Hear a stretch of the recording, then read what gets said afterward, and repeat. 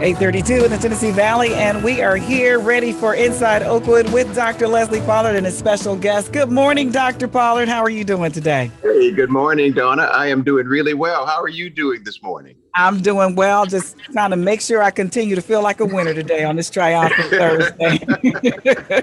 Well, that's a worthy pursuit. I think we all want to feel like winners. Yes, yes. Speaking of winners, yesterday I had the wonderful opportunity of touring our civil rights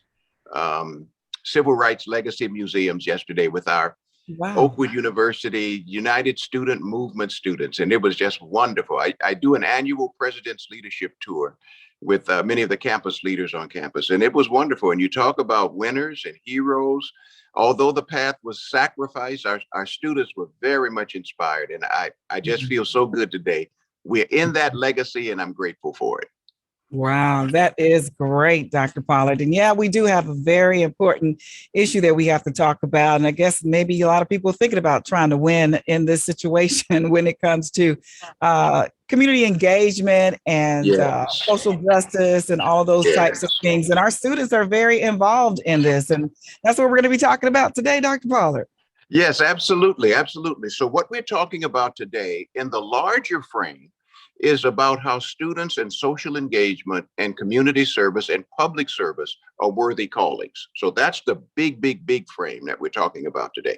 You know, historically in many Christian communities, Donna, people didn't believe that you could go into the public sphere and actually be of service or be that it could be with God's blessing, right?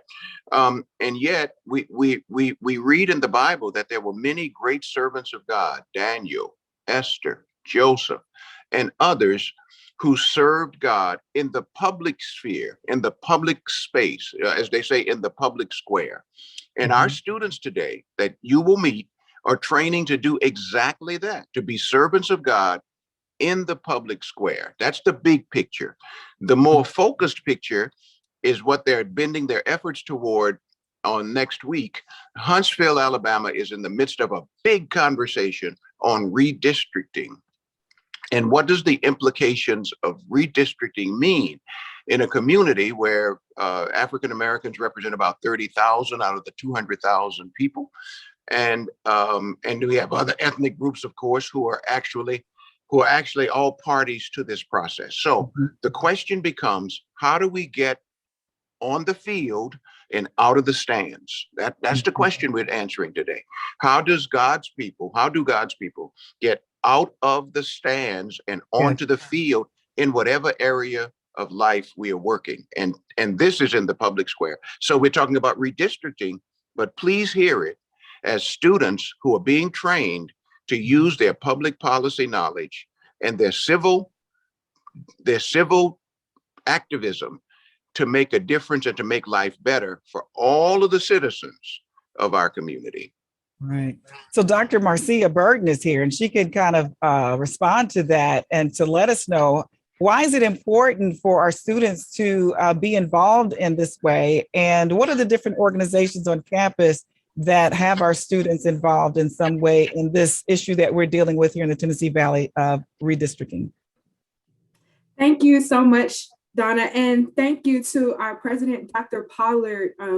I'm just so elated to be able to work at an institution and be under leadership that understands the importance of social justice, the importance of community activism.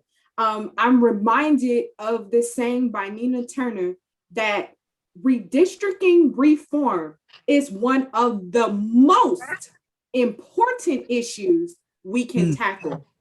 And that is what we are doing here at Oakwood University, specifically in our Department of History and Political Science. We are the social justice leaders at Oakwood University. And as you know, Donna, in the past, we have participated in many community social justice activism. And this is nothing new to us, and we're excited. Redistricting is extremely important, and we want to be at the forefront of this conversation. We want to hold our councilmen, our city leaders, our legislation accountable for the community constituents. And so involved, I'm so happy that we have our student leaders involved today. We have the NAACP chapter at Oakwood University that has been active for many years under the leadership of Peris. We also have our own political think tank here at Oakwood University. We are one of the first HBCUs to have a think tank called UCBS. We have our UCBS leaders here. We also have a law fraternity here at Oakwood University, Phi Alpha Delta. We have our chapter here. And guess what? Our students are not just involved in our department, but they're involved in our campus-wide community. And so they're also USM leaders, as well as many other things that are very much so in line with social justice and activism for our community. So we're super excited, and this is only the beginning. We can't wait to announce more programming that we're going to have in the future. That sounds great. So we have a lot of students and several different organizations that students can be involved in to be active in the community on these issues. Now, I want to know, how is it that our students, and why is it so important that our students are involved in this redistricting conversations and discussions? Can you share with us why and what's the impact for us? So when you see Oakwood and when you see our logo, it says God first. Our commission actually comes and starts from the word of God, being the Seventh-day Adventist institution that we are. And God has commissioned us from the Old Testament to the New Testament to serve our fellow man, to walk justly, humbly, to also feed the poor, take care of the widows, visit those in prison, be a voice for the less fortunate. And so that's why it's important. But not only that, we are also an HBCU, which is a historically Black college and university. And as you know, people from African American descent, we have been at the forefront of all movements here in our country. And so we have to instill in each generation that comes through Oakwood University. It's just amazing. We're celebrating 125 years. And from then until now, each year we are raising activists, leaders. I'm reminded of when Martin Luther King was on our campus and so many great activists. And this is why it's important for our students to not only hear it in the classroom from us as professors, but to be on the grounds, be foot soldiers, to ensure that every single individual in our community, which is Huntsville, which is District 5, have a voice, are taken care of, and know that they have allies in the fight for social justice for all and equality for all.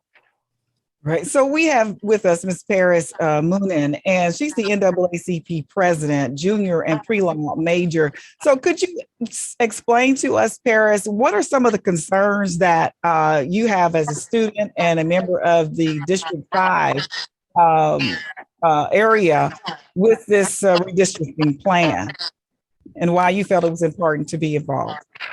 Okay, thank you so much, ma'am. So, as in the NAACP has the illustrious history of being involved in social justice issues, right? And so, as a student at Oakwood University, when the opportunity arose for us to be involved with the redistricting, we immediately said yes.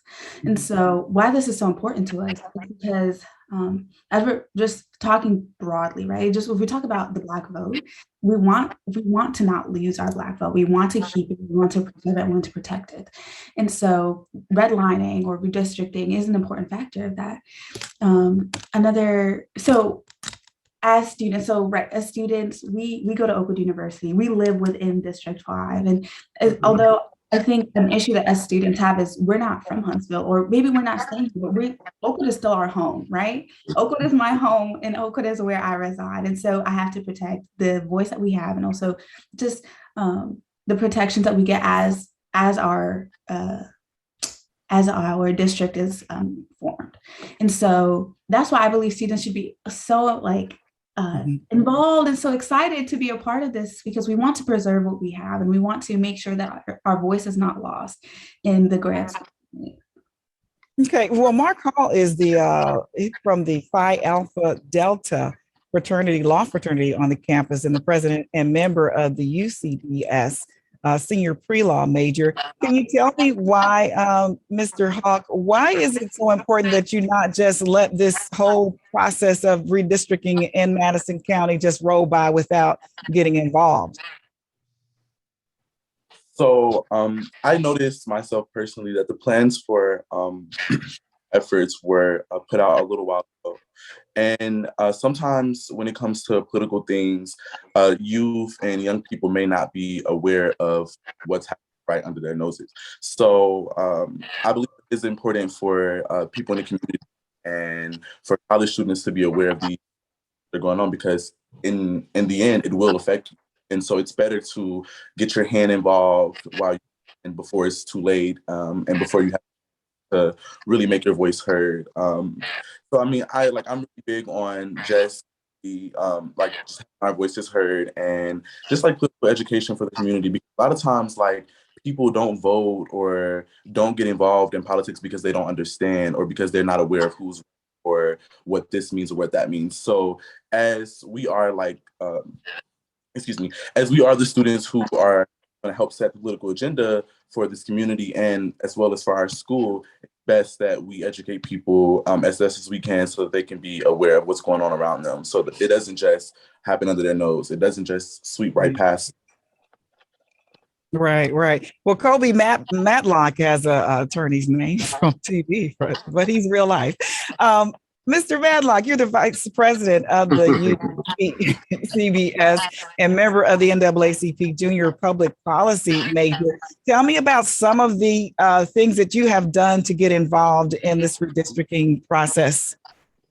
Yeah, so basically just some things that we've been doing. We've been trying to get active in the community. We are actually going canvassing today, Friday, and as well as Sunday to spread awareness for an upcoming event that we have. Speaking about the redistricting matter, we're having Councilman John Meredith come and speak about redistricting and such. And the basic purpose of redistricting, as we all know, is to equalize population among electoral districts and to represent their population's political interests. So this is very important because this affects political power. And as students of Oakwood, we want to make sure that we are active in the community and as well as HBCUs and enlightening people on the importance and how it affects them. So we definitely want to have our hand in that. So Bernice, she is the special event coordinator. Can you tell us some more about this town hall redistricting meeting that's coming up?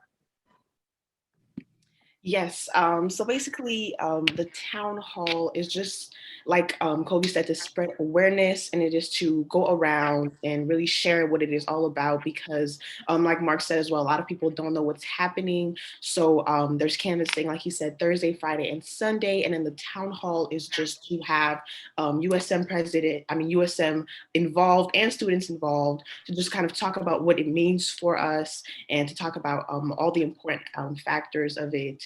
And so that's what it's happening November 8th from 6 to 7 p.m. Right. So were you involved with this event and coordinating this specific event? And if not, what other events are going on or coming up? Yes, I was actually just part of the team. The person who led it the most was Peris, as well as Dr. Burden. And so because that is more of a law, it's more of something to get our pre-law and political science students involved. It wasn't special events for the school's events mostly. So this is all because I am also a pre-law major. I was glad to be a part of it to learn more about this, because also coming from, like Peris was saying, we don't all live here. So this is a great way for me. It's my first time getting involved in redistricting and really seeing like the impact of, being in District 5 and the fact that all the numbers are so they're not proportionate. And so to me, it was very much a lot more of a learning experience. I've been sitting back and really learning about what it means to be involved in that way. So what kind of activities have you been involved in, Bernice? What have you done actively as it relates to this redistricting? Have you gone to the meetings in the city and things like that? Yes, so basically, I'm part of the group chats, and so it was all about planning when to do the meetings, what times would be best, and it was all about getting as many people, as many students involved. So I was mostly interested in learning about it, and I was mostly interested in just kind of figuring out like how the process works. So the fact that they planned whole routes, we planned whole routes of where to go, what neighborhoods would be most beneficial to go to really spread awareness for them to show up people of interest and people who would be most affected by the redistricting. So that was definitely what I was involved in the most. Well, Dr. Pollard and Dr. Burden, can you share with us what specifically are the concerns that Oakwood University and our community have with this redistricting plan, or if there are any? Well, I think first of all, I want to compliment our students for their commitment and their sacrifice for doing this. Both Peris and Bernice were with me yesterday as we toured the civil rights, all the great civil rights museums and monuments and all of those things between Birmingham and Montgomery. And I believe, I trust, they testified that they were, of course, very inspired. The first recognition that I often make, and I've done this now for 10 years with student leaders, is that notice the very first thing you should notice about these activists, they were very young. They were very young. They were 18, the people in the sit-ins and in the freedom rides. They were 18 and 19 and 20 years old. They were young people who were making a difference. So this is a great window while you're in college to be politically active. I mean, that's the first takeaway. The second, I think, Donna, is in relationship to what's at stake here. Whenever we're talking about redistricting and reapportioning the electorate, we're ultimately talking about political power. And some people are afraid of the term power, but I'm not. Political power is the ability to influence public policy. And so you either have that or you don't have that. You're either at the table or you're on the table. So it's one of those two things. And so part of what we want to make sure is that whatever happens in the redistricting effort, and I've been in conversation with Councilman John Meredith, and I appreciate him, respect him, love him, think that he's just a wonderful public servant. I think he's committed to listening. This is the second event we've had at our Community Health Action Center. This is not the first, this is the second that we've had. The first one was very sparsely attended, and that caused me concern. I asked myself, does the community know that this is happening? So I said to him then, I said, if you wish to partner with our public policy students, they're very active. They've been active in voter registration. They're very, very, very active. Then we can do that and we can try to help make a difference. And they'll go door to door.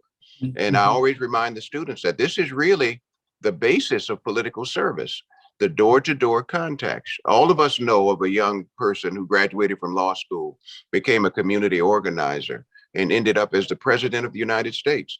Well, this is what community organizing looks like. It looks just like what our students are doing. It looks like those door hangers. It looks like knocking on doors. It looks like saying, you need to come to this meeting, long before we get to make a speech at the Democratic National Convention or the Republican National Convention. Somebody was knocking on those doors saying, you need to come because this is going to affect you. What redistricting affects often is it affects tax revenues. What do tax revenues affect? They affect public education. What does public education affect? It affects our families. When it affects our families, it affects our communities. All of these things are connected, and all of them are connected. And I'm grateful to be in an institution where we promote public service as an honorable calling. We're not running from it. We're not claiming it's the world. We're not saying it's the devil's work. We're not saying any of that. We're saying, look at Daniel, look at Joseph, look at Esther, and I can just walk through the Bible and look at the tremendous difference they made because they did service to God in the public square. Wow.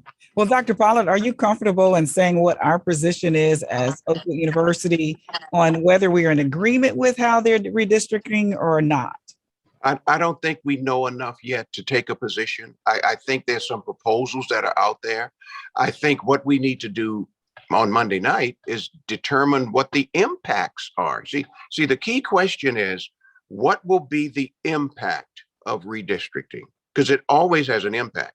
And if someone says to us there's no impact, then I think they're being duplicitous, because it has to have an impact. So what are those impacts? And once we understand the impacts, then we begin to take our position. So tonight, we're seeking information, we're seeking clarification, and we're trying to understand. Then we come out of that and we say, okay, How do we feel about this? What about the people around us in our community?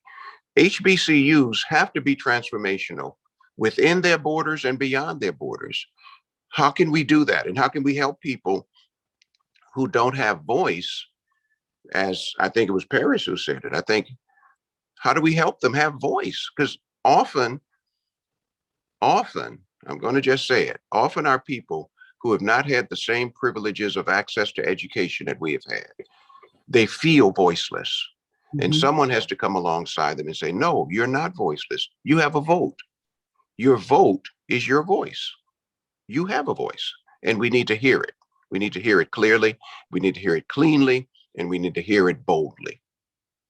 And that's what our students have been out there making their voices heard. And I just wonder, students, has this initiative strengthened your resolve to make a difference in your field of study? How do you feel now that you are actually in the real deal of it? Anybody can start. Marc. So now that I'm actually in the real deal, because I mean, ever since I was a kid, I've dreamt of like being a lawyer and getting involved, and I would make certain statements about how I would react or behave in certain situations in regards to political things. But now that I'm actually like involved and I see that this is real, that things are actually happening, that these things directly and sometimes indirectly affect me. So if these things are going to be affecting me, then maybe I should be involved. Maybe I should, have some say so in how some things go at least, or at least try to just shake up the ground a little bit when I believe that there are things that won't benefit my community, me, and people, period, in positive ways.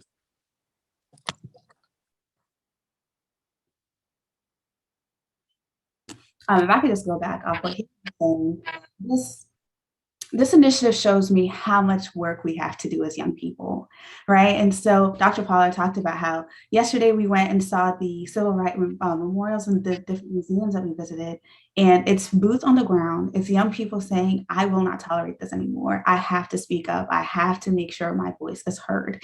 And I feel like our generation is becoming complacent in political issues, or we don't want to know.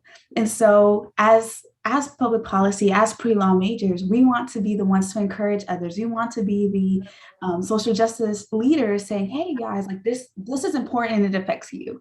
And so just understanding how much impact and influence you could have on your fellow peers is something that I've really learned through organizing and helping this come to fruition. And so as we go out into the community today, today, tomorrow, and Sunday, we want to show that we are involved, we are excited, and you should be too.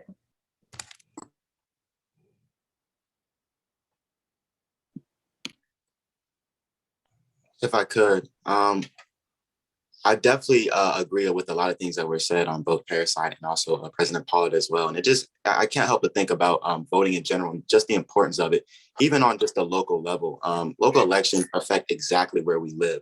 So that's why I'm so happy that we're able to have Councilman John Meredith come through, because our city council, our mayors, our senators, our congressmen, our district attorneys, these are people who are servicing our community. And these votes have to mean something. Once people get in position, they get into office, they have concerns and questions, things. This is stuff that directly impacts our community. So as students, as young people, especially as Black people, redistricting is very important, because we need a fair say in terms of our population so that we can actually have a voice in our communities. And just to end off, I would say basically what they said is all true. And a lot of times young people, we're just focused on just the big vote, like the president. And it's there's so many more sections after that. There's so many more votes that come after that would help us. And we don't realize that. And something that I was talking to about in the, yesterday when we went on the trip with President Pollard, I was talking to Peris, and it was just youth back then had so much grit, they had so much more fight in them. And that's what we're trying to integrate, because we're just, we're like numb. So I was talking to some people on the trip yesterday. It's like, now they're not, like Peris and I were just like, we're angry. Like, we need to change things. Like, we can't let it go. And, some people were saying they were numb yesterday because they've lived, I'm not from, America. So Peris isn't either. So that really, to us, it's like, how is this possible? We're like just figuring out like, what can we do next? But people are feeling numb. So this is really to that's what we're trying to add in our community or at Oakwood, is like the passion, once again, to bring that back to students, to really keep fighting because we have a long way to go. Donna, can I just add really quickly that one very, very important thing about Monday night, and I want to say this to our community, we're creating a safe place for you to speak to your councilman. Not any other district, but your councilman. We want you to feel free to ask those questions. And if you know what redistricting is and what it's about, and you have an opinion, we want you to have a space, a safe space, to express your opinion and your recommendations. Because a lot of times, unfortunately, we don't get our voices when proposals are suggested and when recommendations are requested. We aren't at the table. And so at Oakwood University, we want to create a safe place for our constituents to be at the table, at the forefront, get their voices heard, ask the questions to their councilmen, ask the questions that concern where we all work, where we live, and really, really get down to the bottom of what's about to happen so that it won't be a surprise. And everyone will be able to say, my voice was heard, my opinion mattered, and Oakwood University helped make that happen. All righty. I think this is powerful, Dr. Pollard, that our students are involved and they're really, really trying to make a change where there needs to be a change and where our voices need to be heard. So you want to wrap it up, Dr. Pollard? Oh, sure, I will. One of the texts that comes to mind for me as I think about this is Micah chapter 6, verses 6 through 8. He has showed you, O man, what is good. And what does the Lord require of you? But to do justly, to love mercy, and to walk humbly with your God. And then, of course, in the New Testament, Jesus says, inasmuch as you have done it unto one of the least of these. We heard this in a few of Dr. King's speeches yesterday as we toured the civil rights monuments. Inasmuch as you have done it unto the least of these, you have done it unto me. And I'm grateful that Oakwood University in its 125th year is making sure that our students see themselves as servants of the community. And as I said to them yesterday, I said, there's a proverb. Every one of us will plant a tree whose shade we will never enjoy. And that's what they're doing. They are thinking about future generations, and I'm so proud of them. And I want to thank Professor Burden too, because the moment we talked about this, she took the bull by the horns and made it all happen. And I'm very grateful. And thank you, student leaders, for it as well. So Monday night, 6 o'clock to 7 o'clock at the Community Health Action Center. The community will be there, and I've invited a number of key business leaders to be present. And part of the reason we're passionate about this is because, as we saw yesterday in the museum, the history of these issues, when it comes to redistricting, gerrymandering, and all of those things, has never been in the favor of people of color. So we have to be appropriately vigilant as these conversations take place. So with that in mind, we're grateful. And again, we're doing God's work, and we're doing it in the public space.